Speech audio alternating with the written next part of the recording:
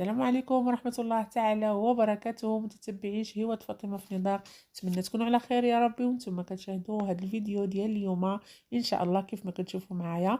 اليوم ان شاء الله غنشارك معكم يعني قراش البلديين الصراحة على حقهم وطريقهم وبواحد العجينة اللي صراحة قطنية. شوفوا معايا في الشكل ديالها كيفاش في الشكل كيفاش عامله.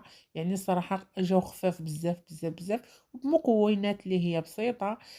صراحة تا بديت الفيديو عاد قلت علاش لا ما نشاركش هاد الوصفة مع المتتبعين ديالي، اصلا ما عنديش انا في القناة، وقلت علاش ما نبدا يعني نشاركها معاهم. واخا كنت عجنت هاد العجينة ولكن ماشي مشكل، غنخلي لكم المقادير مكتوبة بالضبط في صندوق الوصف وغنشاركها معكم حتى دابا.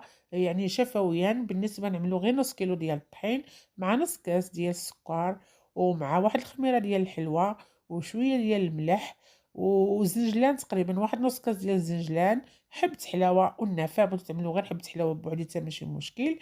وواحد البيضه كنخدموا غير بياض البيض، والصفر د البيضه كنعملوه للتزيين صافي. وبالنسبه للسوائل كنعمل نسمه بشويه المزهر، واحد نص كاس ديال المزهر، وكنكملوا العجينه بالماء دافي ونص كاس ديال الحليب. شوفوا العجينه ديالها الصراحه كيفاش كتجي، هي كتبغي تدلك شويه مزيان، كندلكوها وكنخليوها كتخمر على خاطرها حتى كيضعف الحجم ديالها، وكنزولوا ديك الهواء اللي فيها.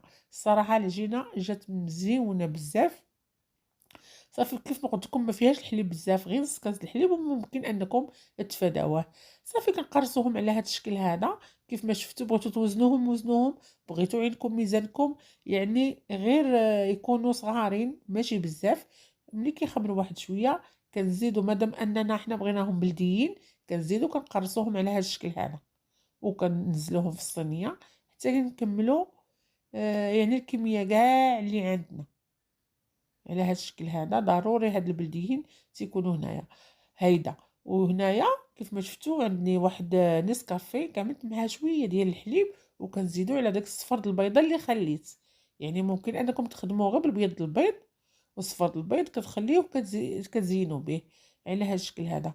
بالنسبه للقياس كيف ما قلت لكم، الا بغيتوا تعبروهم يعني عملوهم صغيورين كيجيو 60 غرام تقريبا.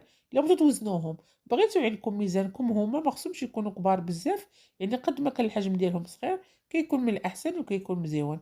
صافي كنكملوا على هذا الشكل هذا التزيين هذا على هذا الشكل هيدا، وكندخلوهم للفران كيكون سخون.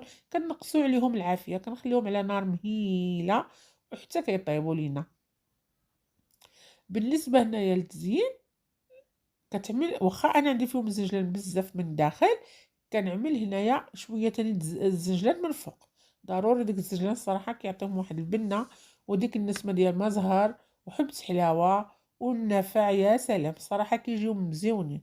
والعجينه ديالهم كيف ما شفتوا معايا في الفيديو يعني تكون شويه خفيفه، ما هي قاصحه ما هي خفيفه.